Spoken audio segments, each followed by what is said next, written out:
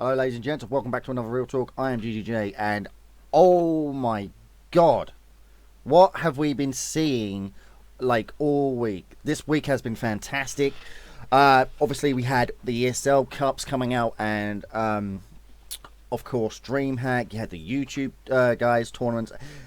So much going on in the world of Paladins, and yes, I'm trying to grow a beard. It looks alright, doesn't it? Get in there. Right. EU first. Great turnout, great performance by the teams, and I was very surprised. Happy, but there's some teams that didn't perform that I thought were going to do a hell of a lot better. Sadly, not so well for District 69. Are these guys ever going to catch a freaking break? I feel sorry for them. I really do. I mean, District 69 in the first round went up against Fast Horse, as you can see there in the bottom here, just here. Then District 69 got Death and Taxes, second round. Like, make no mistake, I mean, District 69 are a great team. They are. Bugsy, Cage, and Elvin, and the rest of them. Amazing. But if you go back over the previous tournaments through preseason, they were getting drawn up against Torpedo first round and Death and Taxes again, and it's like, really? Their luck. I just feel sorry for them. But, you know, hopefully they're going to get a better bracket week 2.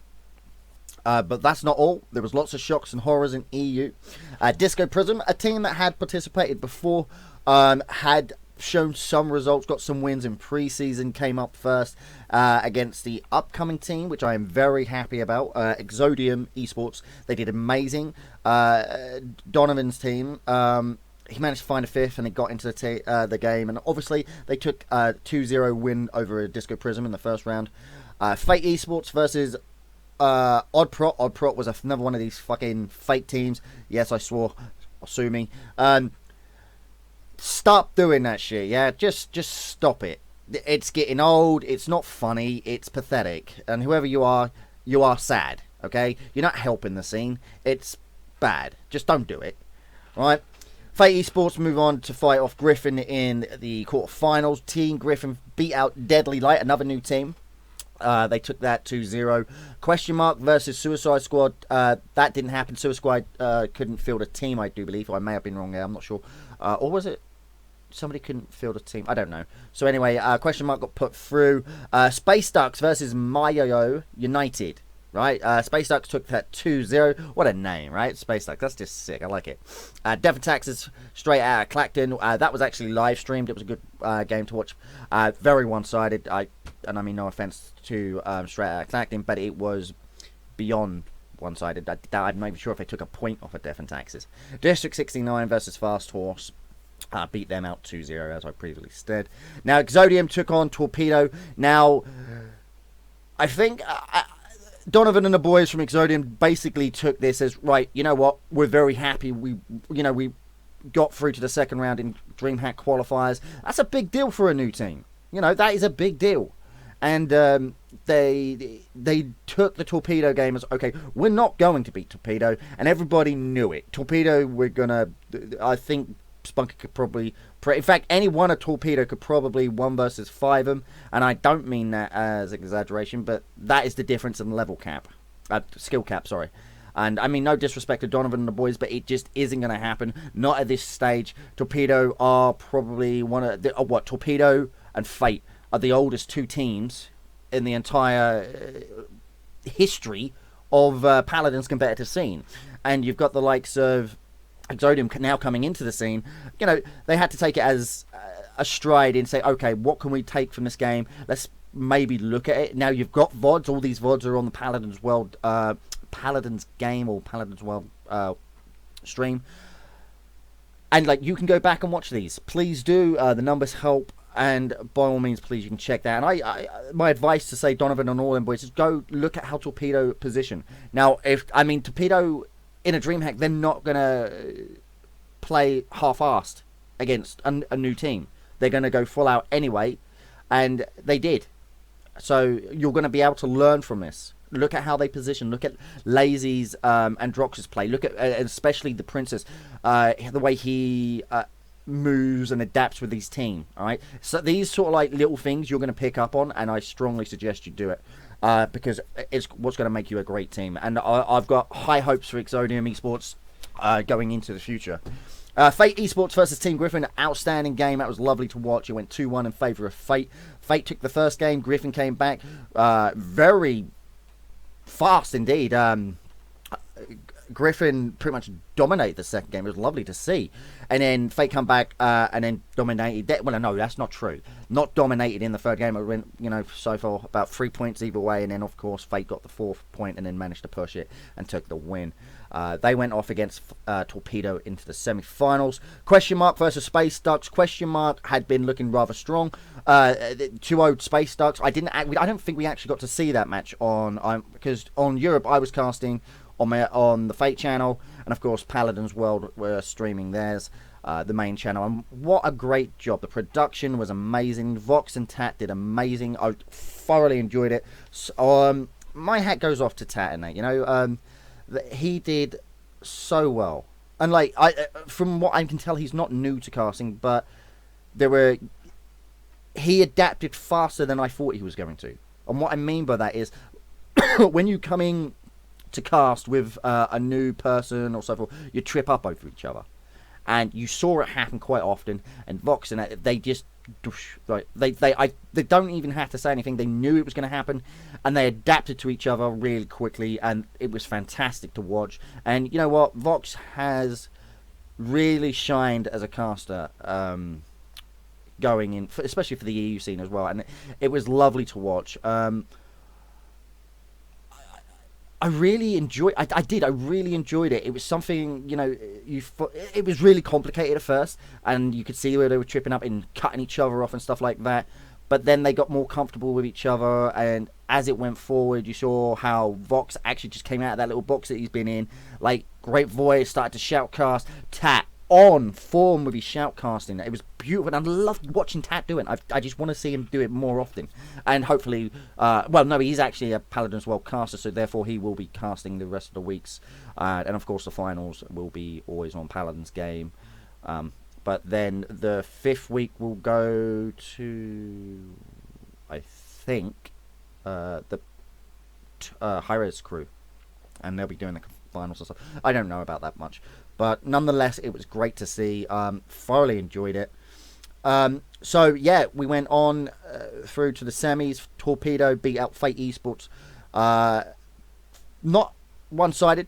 Quite happy to see that. Obviously, as the owner of Fate, it was very nice to see. It went 5-3, and then 4-4 in one of the games as well. And in the last game, I think Fate made a couple of cock-ups and didn't actually stay on the point when they should have. And then Torpedo managed to get that. But it was never a 5-0. No, there was no sweeping or anything. It was close games, all of them.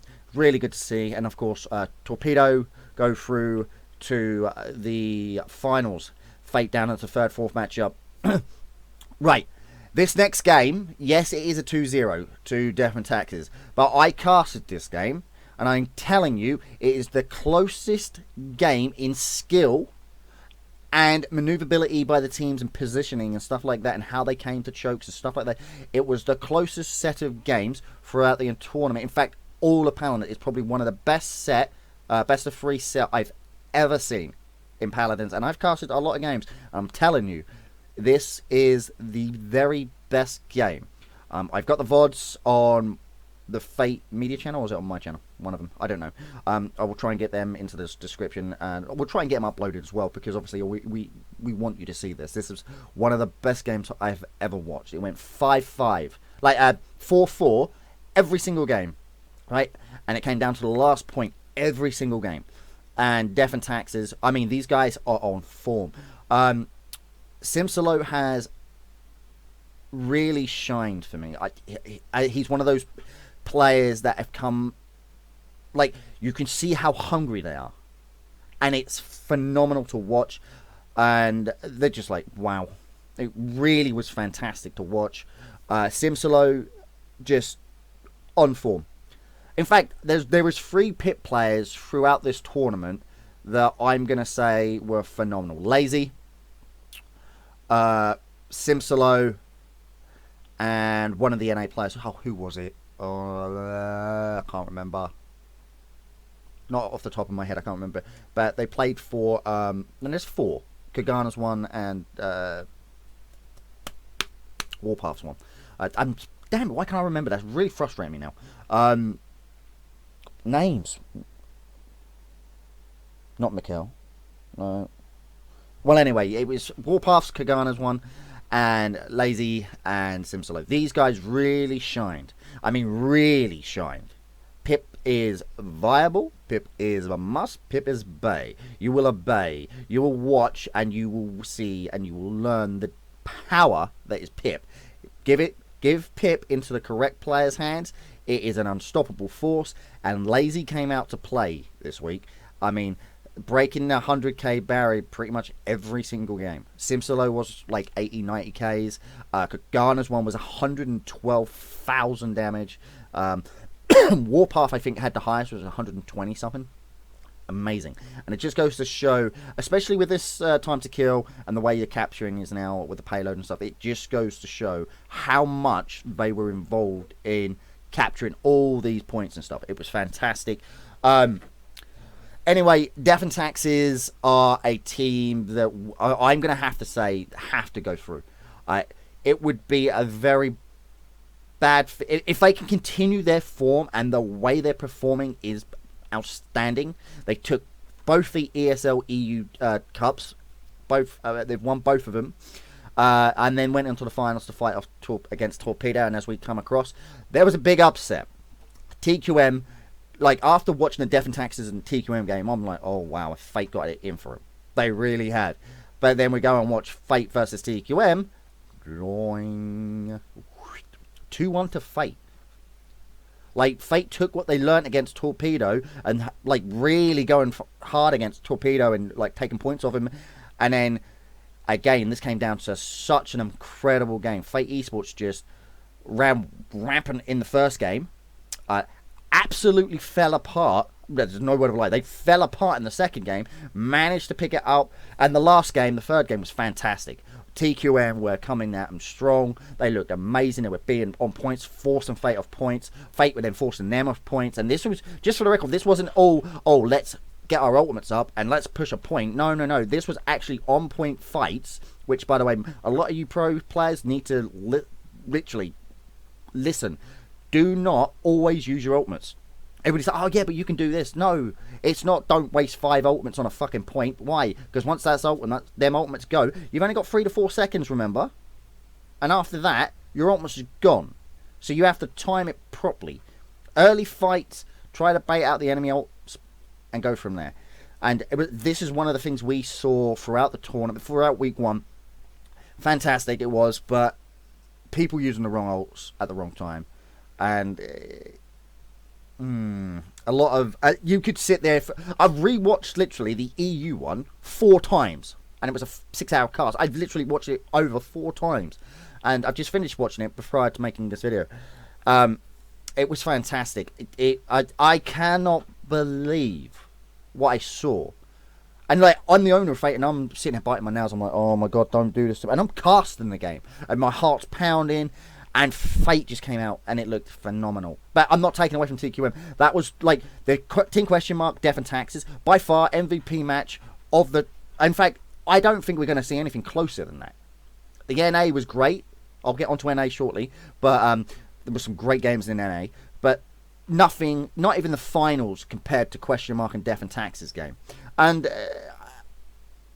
as you can see, it went Torpedo's way 3-2 over Death and Taxes. But in no way was it as close, because it's a best of 5, and like it went 3-2 in favour of Torpedo. So, you know, Death and Taxes taking games off Torpedo, you know. But everybody's like, oh yeah, but like, you know, Torpedo, everybody's hyped him up. Yeah, Torpedo know when to just give up, don't over push.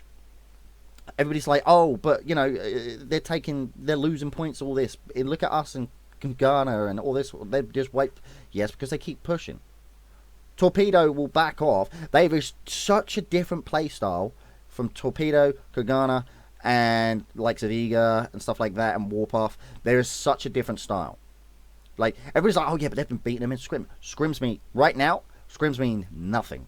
Make no mistake about it, they mean absolutely jack. Hold on, coffee. Fantastic. So yeah, the Fate Esports versus Question Mark, that was a great game. And like I was saying, Scrims mean jack shit right now. I think teams are going to scrim each other, not to look for weaknesses or anything, to see what they can improve on certain aspects of points. Now, but this tournament's being played out through Glacier Keep. Now, moving on to the finals, Torpedo versus Death and Taxes.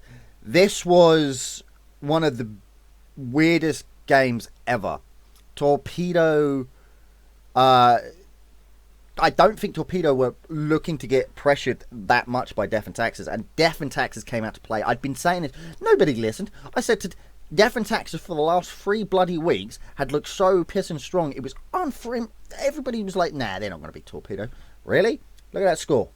Look at that score. Tell me now, Death and Taxes are not a team to be watching out for. I mean, Death and Taxes, yes, ultimately lost, but like, Sun Commander's ruckus play and the way he utilizes his shield with his team, if you go back, he never uses it on himself. If he knows he's going to die, he's going to look for barrack turrets and stuff like that, or a player that's aggressing another player, and he'll go in there knowing that he's going to die, see if he can get his shield off to protect him, to give you that opportunity for his team, die, and like he'll have mid-late game, 12-second, 15-second respawn time, and by the time they've still pushed it, a lot of the times the payload went to overtime, so it was like he was already back in the fray, and then they could re-push, and it was fantastic to watch. It really was. Of the tournament for EU, I'm going to give Sun Commander the MVP, because he showed me something that I hadn't seen in a long time. Not back, like, all the way back to, like, Close Beta 11. When we were back in there. That was, like, late December, early January. Or wherever it may have been. I can't remember off the top of my hand. But he showed me something that I hadn't seen since then. And you could just see, like, when he was using his ult, he was all over the place. And everybody's like, what's he doing? No, that target's gone. He backed off, instantly switching around to other things. Like, and if he can't do anything, he's focusing grot totems and stuff like that. You know, taking out that totem nowadays is a big thing. So the games were phenomenal to watch. They really were. It was exciting. It really was. What was it? Torpedo took first, Death Attacks took second, Death Attacks took third, Torpedo took fourth, and then we went to final game. Torpedo took it. I may be wrong there, I'm not sure, but I think it's similar to that, or Death Attacks took it and Torpedo took the other, whichever. Torpedo go through week 1. Of course, I spoke a lot about Death Attacks, but I don't want to take it away from Torpedo. But if you go over the bracket, because they were seeded, Torpedo pretty much had it until they hit the semis. They had a quick run. Let's face it, Disco Prism, Exodium to fight off against them. And Exodium were not going to put up a fight against Torpedo. They did great by beating out Disco Prism for a start. Well done, great play. It was great to watch, but you weren't going to beat Torpedo. And Torpedo, they struggled against Fate, but then obviously Fate messed up their own games. And I can say that, on the I'll be honest, they screwed their own selves over by coming off points when they shouldn't have, and overextending to an extent where it was just craziness. But yeah, they got that together in the bronze matchup. But Torpedo ultimately, they're through week 1. Right, that pretty much covers the EU side of things. Now we're going to just move over to North America. Now, as you can see, there was quite a few teams here, 23 to be exact. So, you had Rex Gaming versus 2Es. You've got Team Elevate. Yes, just for the record, it is the Team Elevate. Versus Outsider. You had Team Woogly versus Aqua. Synchronicity, versus Team. El Paladinos versus Crayon Gods. That was actually streamed, that one. Eight Ball versus Kardashians. That didn't show up. Kardashians just didn't show up. Fake team or whatever. Itspia Malum versus Position 6. Obviously, there was like these were all the new teams signing up, and it was good to see. It was great. It really was. But like I was really excited. Like Robert Tattletale tweeted me about Team Elevate, and I was like, nah, that can't be right. Is it the real team? And he confirmed it. He told me, and I was like, yes. Oh, brilliant. Now, Team Elevate, that's a good name to bring into, Paladins. Now, I think it was the Overwatch team that was actually playing, and they came over to Paladins to play. So Team Elevate took out Outsiders. But then this is where they were going to, find it hard going up against a seasoned team like Ronin. Obviously, they lost out to Ronin. But obviously, we'll skip the first round. It's all new teams, and I don't want to bore anybody with it. But it was nice, all right? It was nice to see all these new teams. It was great. Anyway, Kugana versus Rex Gaming. Kugana win that 2-0. Croatian Esports is versus Voltage Gaming. I was really interested in seeing it. I'd seen Voltage Gaming before. Croatian Esports have been around for a while now, 2-3 months. It's really good to see them. But Voltage, I'd seen them in the ESL. They came over to the EU ESL Cup and played in there. Did really well in that. And obviously, Voltage 2-0 Croatian Esports, they go off to fight against Kugana in the quarterfinals. And then, of course, Ronin versus Team Elevate.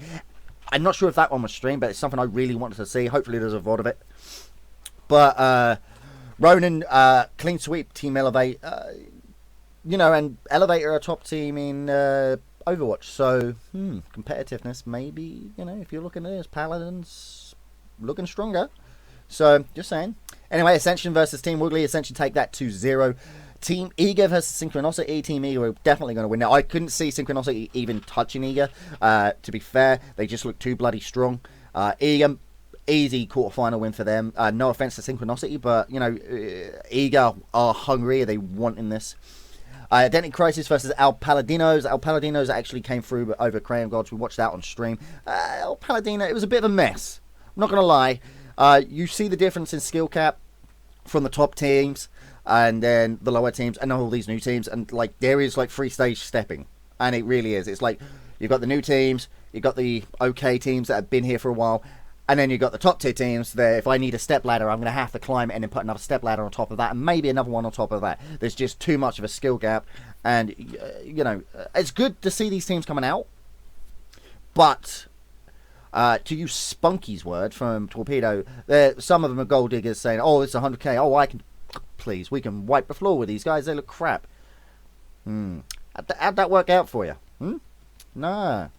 But, hey, you put your money where your mouth was. You tried. You got stomped. Never mind.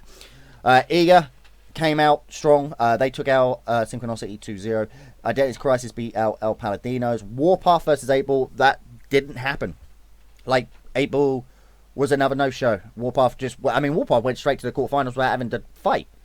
Zenith Black versus Position 6. I wanted to watch this one. I wanted to see Zenith Black boys play. I actually haven't got any footage or anything on these guys, and I've been wanting to watch them play forever. I really had. I've seen Warpath play a million times. I've seen Eager. I've seen Kagana. I've seen all these guys play, but I want to see Zenith Black. They're in the tournaments every week after week after week, all through the preseason, and now into the ESL, and of course DreamHack qualifiers. And I didn't get to see him play, and it's bugging the crap out of me. I really want to see them put onto stream. I think these guys will put on a performance, and it'd be great to see them strut their stuff on stream and get some airtime as well. I really think that's something that they deserve. Kagana versus Voltage into the quarterfinals as I move it along. Obviously, Kagana, we're going to take that. There was just there was just not enough confidence in Voltage. Yes, I'd seen them play plenty of times, but Voltage don't have the capacity right now to beat out a team such as Kagana. No, not going to happen. Ronin beat out Ascension 2-0. Eager versus Identity Crisis. Eager beat them 2-0. Warpath versus Zenith Black, like we said, 2-0. Excuse me. More coffee needed. Kagana versus Ronin in a semi. Ronin, something I just want to say after I drink my coffee. Ronin are putting these performances in. They're making, top 4, top 16 of every tournament they've been in. Now, yeah, okay, our scene's now finally kicking off. But you look at it and they still put in them results. They did. They were top 5, 6, maybe, was it top 5, 6 preseason? Like, they're still putting in that performance. And that's pretty good. If you can make top 5 in your region at any given point of any stage of an esport, you're doing fucking well. Period. And, it's really good to see Ronin out there. Obviously, Ronin... I can't see Ronin having the capacity to beat Kagana at the minute. Kagana on another... Like, it's like Kagana versus, say... Kagana, Warpath, and Torpedo... Death and Taxes now. They're on a different level. Or a different playing field at the minute. They see things, they know when to adapt to things, and how to position. And when I say position, I mean, Glacier Keep is all about, once you've got that initial team fight out of the way and you've won the point, you've got to push the payload. And once you get to the concave, and which is only one, you've got to push it properly. You don't push it, guess what's happening? You're getting stomped. There's no ins or ands about it. You don't play that initial choke point properly, you're screwed. And Kagana, Torpedo, Death and Taxes, maybe Fate as well. These teams all have different ways of doing it. For instance, in the EU scene, Fate Esports will take a high stance. They push up on the high ground, really raining down the damage while drawing the attention away from the opposing team, and they can't stop the payload because they're going on players. A payload just pushes its way through. They drop down after picking up one kill, or say Skill Cannon will play a Drogos and push him out and stuff like that. Just it's all about how they play. And like you take TQM, Death and Taxes, they have two separate different styles at all. Those two teams, they'll battle it out.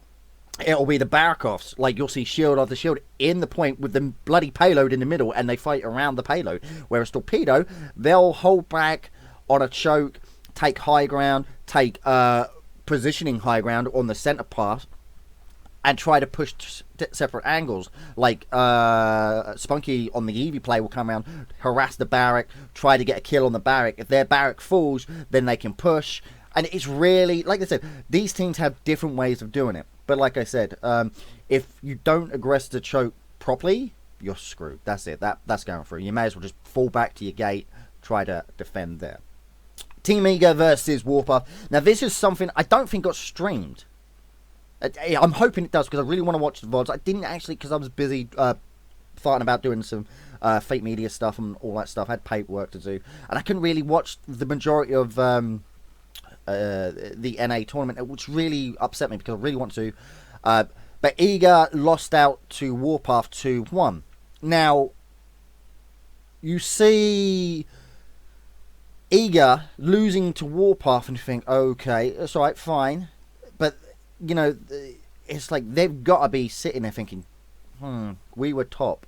Now what are we doing? We're, what, third? And I don't know. That's got to hit them. That's got hold in one. That's that. EGO. That's got to hit them. And like they're thinking, what do we have to do to? I mean, all right, fine. Kagana won the finals, but they're now out. They're not going to be here. That puts Warpath seed 1, Eager seed 2. So they're not going to fight each other till the finals if they make it. So you just think that's the Warpath made some very big, and I really don't want to do this, but I'm going to have to do it, and I was going crazy about it when I watched the finals. And every time I think about it, it infuriates me. If I ever see a Barrack player do this, I just want to go, what are you fucking doing? Don't do that.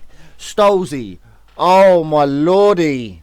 I've watched it. I rewatched the final, and I was like, no, he didn't just do that. Playing up until, like, once they won points and pushing the siege engine, they were fine. Warpath were absolutely fine. In fact, their first game was a walkover. They absolutely annihilated Kagana. They did. And, like, nobody... I think Kagana are not even going to deny it. They... Hands up, okay, they outplayed us. But second game? Oh, my God, Kagana just... No. It's... No. They look like a tier 5, 6 team against Kagana in that second game. Stolzy, as the Barrack player, you've won the siege point. They're all back off, and one person's not. And you see Stolzy rocket boots to chase a kill when his team is zoning out, and that's him off the point. And I'm like, What? You do realize your points at 76 points, you can cap it. Your team's already zoning out. You do not need to be there. And of course, him coming off that, allowing them, Kagana punished him. They absolutely punished him, and they just pushed on. Absolutely said bye. They had ultimates because they were just sitting there. Yeah, guess what? You were zoning out. You were fighting them. You were taking damage, which means Kugana just built up their ultimates. Said, okay, thank you very much. We're going to walk back on this point. Guess what? Ultimate. Bye-bye. Cuss QT says, nah, bye. Get out of my face. That's our point. And they took it. And they went on to win it. And for me, it was Stolzy that let Warpath down. I've got nothing against you, Stolzy. I think you're a great bloke. But when you play like that, that's a detriment to your team. And quite frankly, when you're at that sort of level, you shouldn't be making that mistake. And now, I know what I'm going to get. Well, hang on, Jay. It's a beat again. I don't give a shit. No. You're at the top of your game. You're in the finals of a DreamHack qualifier. Yeah? You've got 4 other players on your team that rely on you to do your job, and vice versa. You play as a team, and if you've got that one individual that's letting you down, there's $100,000 on the line. Yeah. After taking game 1 easily over Kugana, and you make these amateurish mistakes, it looked like a barrack in matchmaking. And I know that sounds harsh. And Stolzy, I love you. I think you're a great player. You're a million times better than me. But honestly, if you rewatch it, you just think to yourself, okay, maybe I did make a couple of mistakes, you know. And Kagana, they saw it and they punished it. They really did. I mean, absolutely punished it. And come the third game, or fifth, what was it? Fourth game. Kagana were looking pretty comfortable. Yes, Warpath took. I'm a Warpath fan. I have been all the time. I said they're going to DreamHack. I've said that millions of times. They're my second pick. But Warpath need to take a step back. Look at what they've done. You've just got seed 1. You're not going to fight Eager. In fact, you're going to have one of the easiest routes. You're going to have your top of the bracket. Yeah? Eager are going to have the harder run. So, you know, where do you go? I mean, I guess it wasn't always. It's not all Stolzy's fault. I'm not going to pinpoint Stolzy. I'm not going to, put it all on him. He did make some mistakes, and I feel those mistakes that he made were detrimental to the team actually losing the games. They were like 76 points on a bloody point, and why? And it's the same for Fate Esports. Smutney, Rocket Boots to chase a kill when your points at 80 points. And Skill not actually putting on caps, and Arcos was overextending, was Grok going in 1 versus 4. Alright. However, he did overextend, and like Torpedo went on it and tried to kill him. Yes, Fate took the point because they were distracted, but overall it didn't help win the game, did it? So Ronan versus Team Eager. Eager were going to pretty much take that. I think they were disappointed that they weren't in the finals. Like I said prior to this.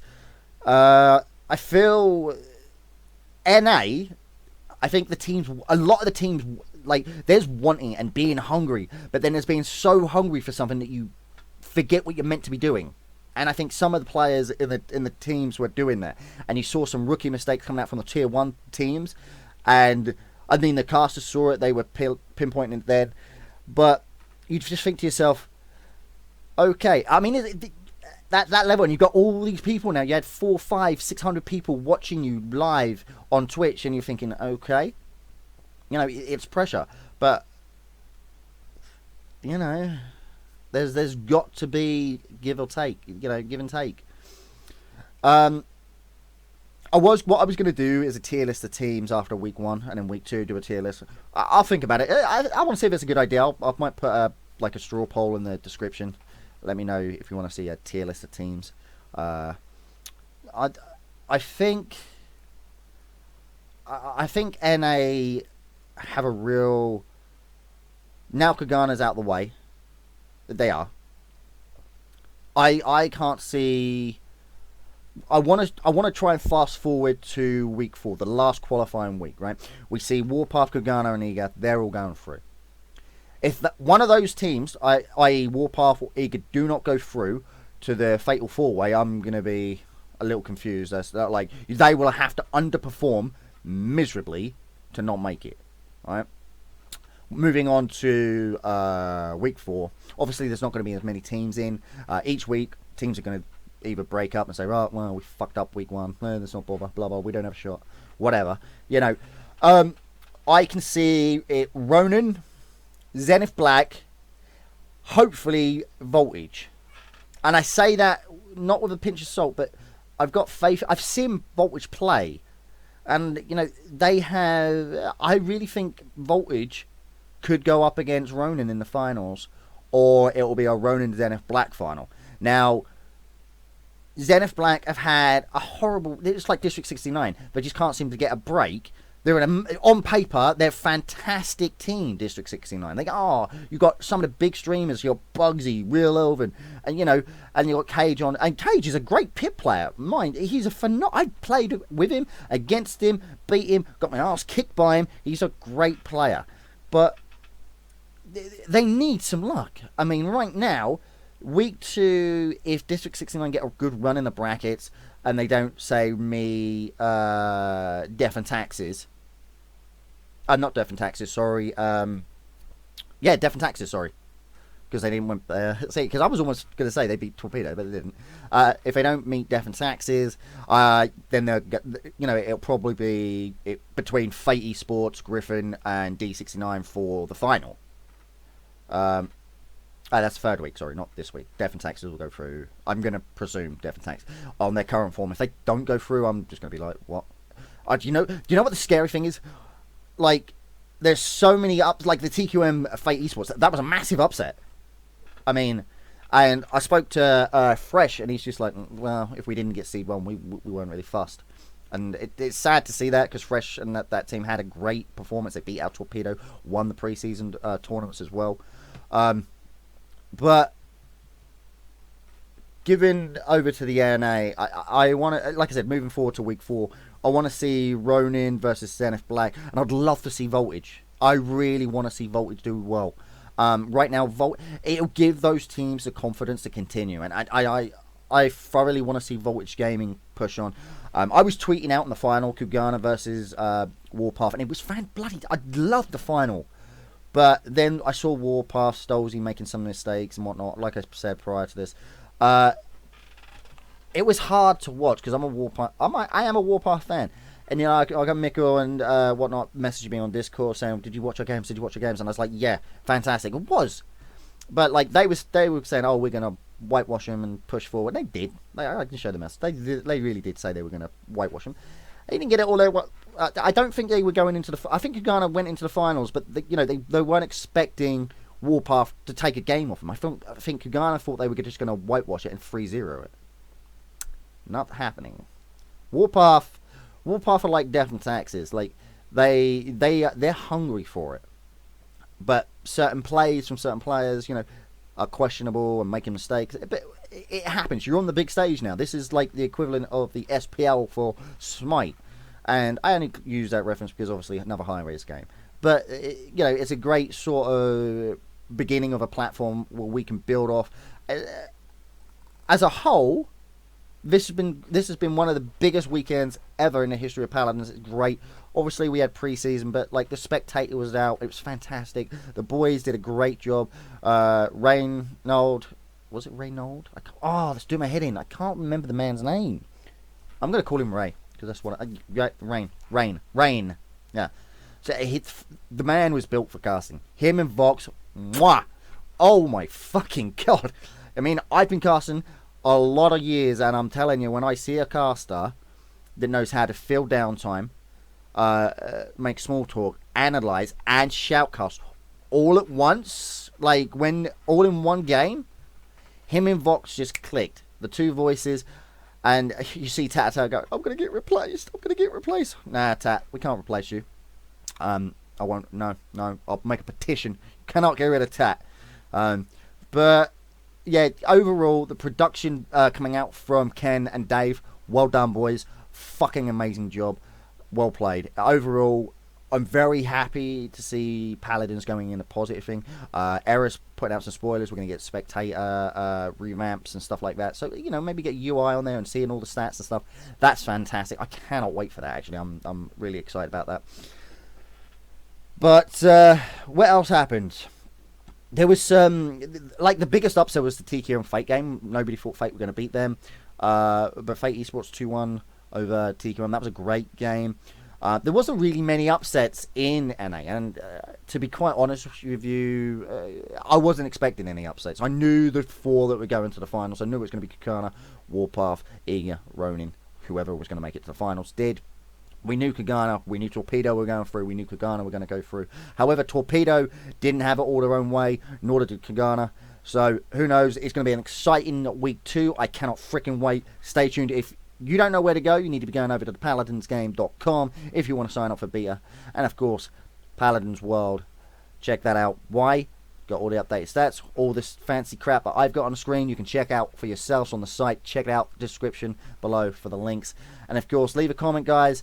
Thank you ever so much for watching. It's been a pleasure, and I cannot wait for week 2. Thank you ever so much. You're freaking awesome. I'll see you next week.